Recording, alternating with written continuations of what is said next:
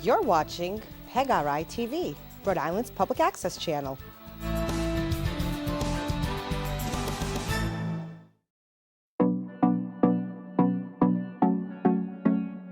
Welcome to Train Your Temple, where we discuss everything that you need to know to live a healthy life in every area of your life, congruent with the promises of God for your life. So come, join me, stay tuned. I am your host, Takesha. So I'm your Kingdom Life and Health Coach, your nutrition expert for today, Takesha Williams, and we are going to discuss the holistic approach to eating and nutrition after COVID. So today's points, we're going to talk about getting back to basics. What is actually healthy? Understanding macronutrients. We're going to talk about sugar today, and we're going to talk about, so then what should we actually eat? All right. So getting back to basics, what is healthy? In lieu of nutrition trends, popular diets, the best way to get healthy after COVID is to gain an understanding of the basics. What does food actually do in our body? What are the priorities when it comes to taking care of ourselves through eating, right? Because really the same things that were healthy before COVID are what's healthy now. But we have an adjustment because the world is shaken and awakened to doing things differently now that we've experienced such a drastic change in the world and in society.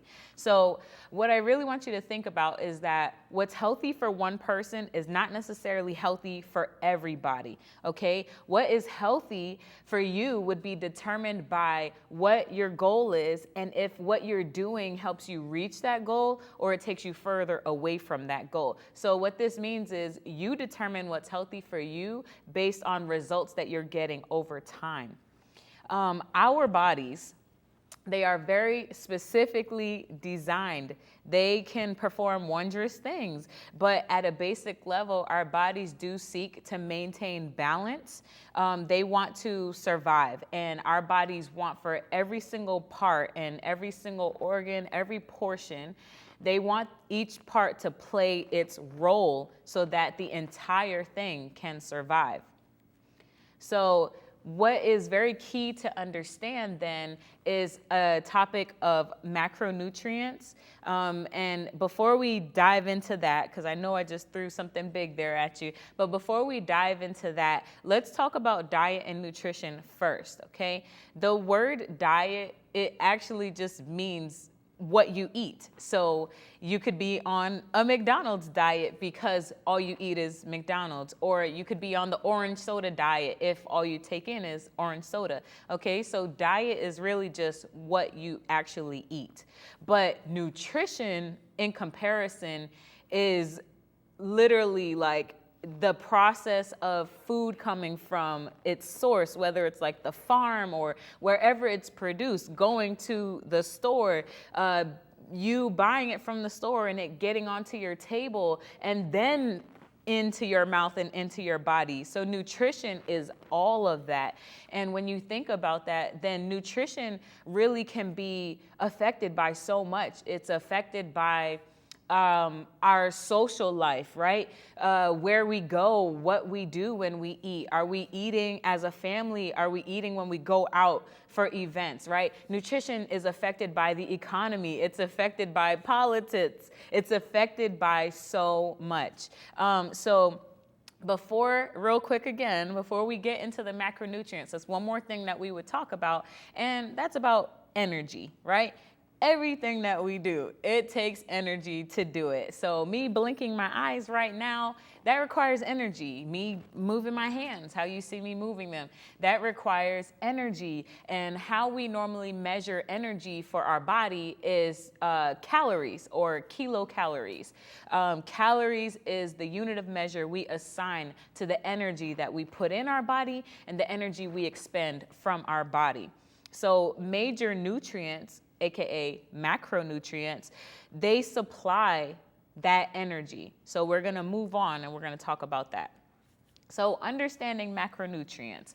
We have macronutrients and we have micronutrients. And micronutrients, which suggested by the name, means that they're micro, they're small. We take them in small amounts, or we only need small amounts in our body. They come from vitamins, minerals, phytonutrients, which means plant nutrients. And because we take them in such small amounts or trace amounts, they don't have a calorie count assigned to them. So what I'm saying is they don't give us a huge source of our energy, but they give us nutrients that we do need to function. So then on the other hand, macronutrients, meaning large or big, we take those in, we need them in much larger amounts, and they do have a calorie count associated with them because they provide us with the energy that we need to survive. And so macronutrients are typically broken down into proteins, fats, and carbohydrates, with carbohydrates having like a few categories under them. And I'm pretty sure that most of the world at this point is familiar with hearing about protein and hearing about fat, hearing about carbs. So those are the three macronutrients that source our body with energy. And again, because of that, they have calories assigned to them. So we'll move on to understanding each one individually. So protein by itself, you guys hear about protein all the time. You hear about protein when it comes to like people in fitness and like the gym, or when it comes to muscle, but you should understand more than just that about protein. Protein, when you think about it from now on, I want you to think about it being associated with tissue and structure and growth and repair. All right. So protein, if you eat 1 gram of protein, it gives you 4 calories of energy. And when I was saying that it's important for tissue and structure and growth and repair, is because there's more than just muscle tissue. Tissue is a part of like every part of your body. Your largest organ, which is your skin, which is on the outside, right? It's the barrier between the inside of you and the external world. That is made up of cells and tissue. And if protein is important for that, then that means that it's playing a very vital role in maintaining a lot of things about your body. So protein is also important for cell structure. And there are things called amino acids that in different combinations, they make up a protein. So I want to say a basic protein that a lot of us hear about is like one for hair, keratin. That is a protein. When we say that protein is important for structure and that amino acids in their combination make up a strand of a protein, let's think about hair for a second. So a lot of us style our hair. We'll go from curly to straight or straight to curly. And normally how we go from this curly to straight state is we apply heat to our hair to make it straighten out. When you're doing that, literally you're performing chemistry on your hair. Heat is a chemical reaction. You're performing a heat or chemical reaction to the protein structure of your hair. So when you apply that heat, it denatures the protein, and that's essentially what makes the hair strand straighten out. And I bet you never thought about protein in that way, right? As being part of structure or being part of growth and tissue and repair. But I want you to think about it that specifically, that when you're taking in protein, you are aiding your body maintaining its structure. So these amino acids that make up protein strands, they actually also regulate hormones. Proteins itself become a very, very backup source for energy in our body when the main source that our body likes to get energy from is no longer available. So let's talk about those two main sources that we like to get energy from. And we're going to start talking about fat, which is our next macronutrient. Every time you eat 1 gram of fat, you're really getting in 9 calories of energy. And fat in its structure, it's a substance that does not like to be dissolved by water. It's resistant, okay? And so because of this, it has a high density energy source, which is why it has 9 calories assigned to it instead of 4. All right, so fats in our body, they actually maintain and protect our cell membranes. This is so important because there's cells in every single part of our body, and these fats, they protect what protects the cell. So fat in our body is providing cushion for our organs. It's insulating our body. And fats create vitamin D, and they create hormones. And hormones are important because hormones tell our body to do a lot of things. So let's move on to carbohydrates, or like the world knows them as carbs. Carbs, there's 3 types of them. There's simple carbs, there's complex carbs, and then there's fiber. And we hear about fiber all the time, but people don't typically associate fiber as being a carb, right? But it is. All right, so carbs, when you eat 1 gram of this, it gives you 4 calories of energy. So very similar to protein, it gives you 4 calories of energy, but carbohydrates are so important because they're the main energy source that our body likes to use. Now, we trick this up a little bit because we like to eat carbs in the simple state. So we're gonna talk about that in a minute. But carbs are the main source of energy for the body. Their chemical structure is what gives them the name, being simple or complex, okay? Because simple carbohydrates means that it's a very simple structure. It means that it only has like 1 or 2 units of sugar in its structure. And so what that means is that when it goes into our body breaks it down pretty quickly because it's simple, it's small. Complex carbohydrates have a complex structure. They're made up of much longer units of sugar, and their structure itself is complex. It's not so easily broken down, and that's why it gets the name of being a complex carbohydrate. This structure, right, would be one that our body would prefer because it would put us in a more regulated state of energy or a regulated amount of sugar in our blood. Fiber, the last type of carb, it doesn't have any calories assigned to it, and it's not digested, but it's an agent that helps to move food through our digestive tract. So it's very important, right? Because we don't want stuff staying gunked up in there. So we're gonna move on then to understanding why these macronutrients are so important. Because you heard me say things about like protein being associated with tissue and structure. You heard me say things about fat being associated with our hormones, and you heard me say that carbohydrates, simple or complex, being associated with sugar and the energy source that our body likes to thrive off of.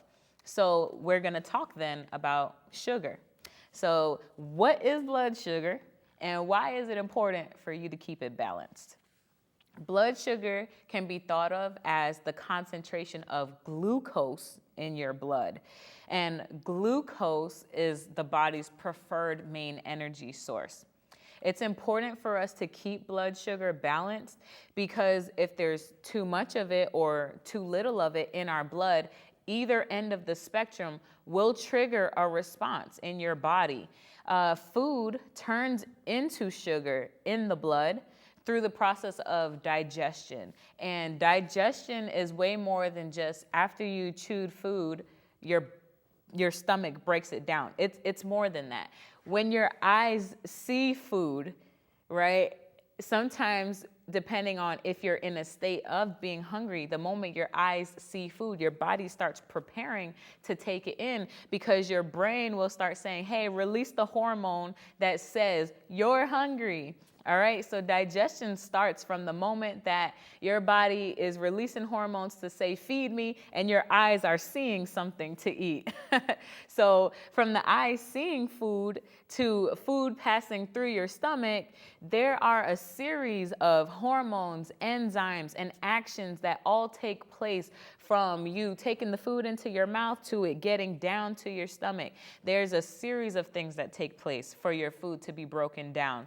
And then further for you to absorb the nutrients from it. So before food leaves your stomach, the process of digestion has brought food from being a solid, or if you had soup, then it's a liquid, but it takes your food from the state that you put it in your mouth to being a liquid called chyme in your stomach. And so before it leaves your stomach, it is a liquid. And then that liquid further gets broken down and absorbed, and glucose is absorbed through the walls of the small intestine. So that liquid leaves your stomach, starts traveling down to your small intestine, and your intestine absorbs the glucose and puts it into your blood. This is so important because your blood plays the significant role of carrying the nutrients that your body needs in every single part, to your kidneys, to your liver, to every part. Your blood puts it in the place it's supposed to go. So this is very important about glucose being in your bloodstream. All right, so we're gonna move on and talk about the next thing about why blood sugar is so important. So your ability to utilize blood sugar is determined in very large part by the hormone insulin. And this is where fat and protein come in, right? Because protein, those amino acids that make up protein, they regulate your hormones, but fat actually produces hormones, all right? And so they all play a part with each other, proteins, fats, and carbs.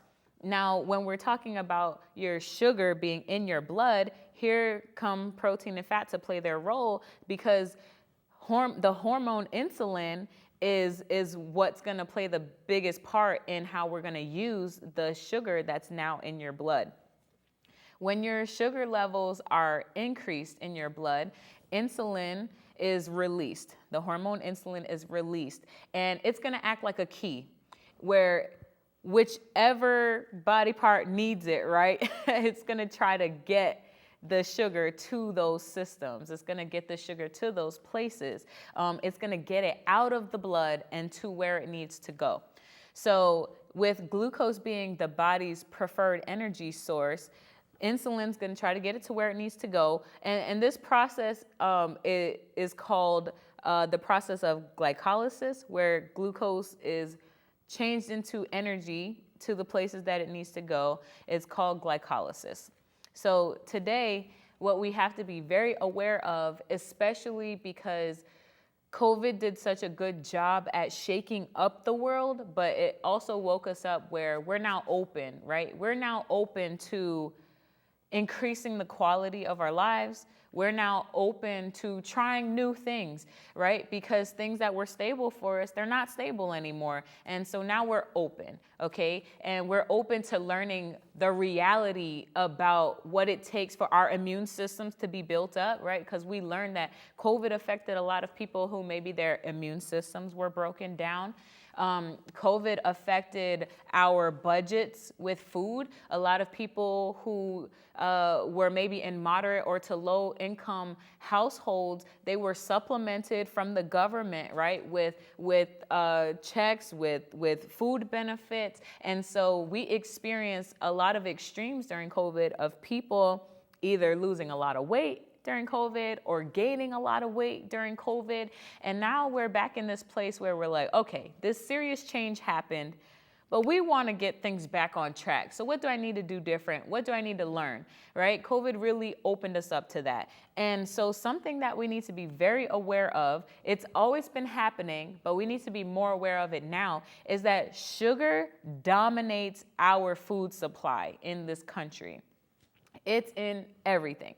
It's in crackers. It's in soda. It's in cakes. It's in bread. It's in ketchup, juice, salad dressing, tomato sauce, gum. It's even in some of your toothpaste. Like, it's everywhere. And so one of the most harmful forms of sugar is the basic sugar that we're all very familiar with, right? White table sugar, or its chemical name, right? Sucrose. And that is important because you would find that on the back of a package in the ingredients list. If sugar or sucrose is high up on the ingredients list, that means there's a lot of it in there, and you probably want to avoid that product. So this white table sugar that we're very familiar with, it's refined sugar, or the one that comes from sugar cane or sugar beets, or the sugar beet plant. So we'll move on and we'll talk about what happens when you're putting that type of sugar in your body, right? Because we talked about glucose being the type of sugar that your body prefers, but sucrose is different. So what happens when you put sucrose in your body? This sugar is in a form that it no longer contains any nutritional benefit. It has been chemically altered and broken down that there are no vitamins, there are no minerals, there is no fiber, there's none of that in it anymore. So when you put it in your body thinks that you gave it something and it can pull vitamins and minerals from it and put it where it needs to go, but really you didn't. And so when your body realizes that, it goes to its reserves to then give it what it needs. And okay, so we can talk about this like a savings account. When there's nothing in the checking, right? You go to your emergency fund and you pull it out of there. But if you pull it out, then you drop the balance. And if you don't ever put anything back in, the balance remains low. And so you need to think about it that way. If you put in things in your body that don't give you any nutritional benefit, your body breaks down itself. It pulls from itself to give what it needs. And if you don't ever replenish that, then you are in a state of your body being compromised and being broken down. So some physiological complications that can happen from us not maintaining a regulated blood sugar is we need to know that your brain, it runs on glucose. And so you can create like up and down cycles of energy. We talked about that earlier in the show. You can create cycles of your mood being up and down. If your body's not getting the nutrients it needs because you have an increase of sucrose or a poor form of sugar in your blood, then it's creating a whole load of complications. So really quick, we'll just talk about like kind of the roller coaster that happens, because a lot of us know that sometimes we have sweet cravings, but then we feel sleepy after if we eat it. I think we've all experienced that, where we eat certain things and it makes us tired, but then we still crave it and we want it again. That is the blood sugar roller coaster that you're experiencing, where you put something in your body, it doesn't have enough nutritional value, so your body pulls from itself, right? And then your body now recognizes, right, that it wants this thing because you tricked yourself into thinking you were giving yourself something. Okay, so then it creates an addiction, it creates an up and down. All right, and so the cycle will continue to happen as long as you keep eating things that don't provide you with any value. So we're moving forward, right? And when I talked about the body pulling from its own reserves to give it vitamins and minerals, what I mean is that every time you're eating, right, these foods that don't have any nutritional value, it breaks down parts of your body. And what happens ultimately is that your body gets into addictions, it gets into imbalance, and it starts breaking down like your tissues, your teeth, all of these things. It also fuels disease and serious health conditions that we're very familiar with in this country: obesity, diabetes, ADD, ADHD. Some symptoms that you might be familiar with or have experienced could be brain fog, mood swings, cravings, sweating, lightheadedness, dizziness, difficulty concentrating, being extra thirsty, or having some headaches when you do eat or when you try to stop eating things that are high in sugar. So what we should eat, what we need to know as far as the nutrition in America, is that a lot of things, right, affect nutrition. And one of those things is absolutely the economics of this country. We are a consumer population. Therefore, our food culture in this country is is heavily motivated by money, by what's going to put more money back into the economy. Therefore, our food system in America has done a very good job at giving us very poor quality food and charging us a lot of money for it. So then we're getting sick, we're getting fat, or we're getting unhealthy in any way, right? We're becoming unhealthy and unbalanced and struggling with these things, which then puts money into healthcare, because now we're paying to be cured of these illnesses and these sicknesses and these overweights or underweight conditions, okay? And so I want us to just wake up to that you actually have the power to change this, because consumerism is driven by your dollars. It's driven by your choices. And so if you decide today that you want to be healthy and you want to make a change in your eating, then please know that how the government and marketing and all that gives us food and drives us towards food that's high in sugar, you can change that by making choices to eat whole foods instead of processed foods. And so real quick, I'll share that, and then we're going to be wrapping up. But the difference between processed foods and whole foods is processed foods, they're high in sodium, they're high in sugar, they have a lot of artificial things to them, whereas whole foods are foods that are the closest to their natural state as possible. So you want to be eating things like potatoes actually came from the ground instead of the potatoes that you get in the box, that kind of thing. And then just one last thing to address is for you to think about, what should I be eating now? Yes, try to stick to things that are whole and as natural as possible, but try to go local and organic as well.